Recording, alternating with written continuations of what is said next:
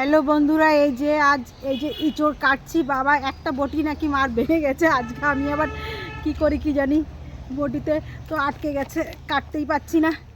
বাবা অনেক অনেক বড় হয়ে আছে, কাটতেই পাচ্ছি না। এই পেরেছি এই যে তেল মাখাই বটিতে বাইরে এলাম ঠান্ডার জন্য। ও বড়টা রাখবো? হ্যাঁ, বড়টাই কাটি মা। ওই ছোটটাই তাই চুয়ে যাবে না আমাকে। না না, বড়টা কাটি, এমন কিছু না, এটাই কাটি। অতখানি কম হবে না, ওই যে না হবে না। এই যে এই চোরটা কাটছি, কত বড় বড় কোষ আর কত সুন্দর, এই যে সুন্দর সুন্দর কোষ দেখতে পাচ্ছ। সামনে যা, গরমে ঘরের থেকে বাইরে এসছি। এই যে হাতে তেল মাখছি। তেল মেখে আর কি করব, এই যে কাটতে গেলে আঠা হয় না পাগল, আটার জন্যই তো কাটছি। রোদ্দুর থেকে সরতে হবে। আমি জল নিয়ে আসি, গামলা দিয়ে জল আর এই যে সব বসেছে, এই যে বাবু বসেছে,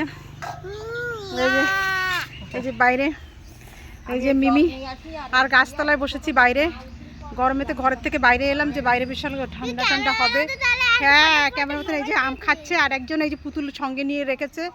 এদিকে গাছের ছায়া, আর ছায়া কোথায়, এদিকে আবার সরে বসতে হবে। এই যে কেটেছি, এখন অনেক বেজে আছে। মানে তুই কেন এরকম করছিস ফোনের সামনে এসে? হ্যাঁ, বারবার আম খাচ্ছিস, খা। দেখো আম খাচ্ছে, সারা মুখে আম। আর এই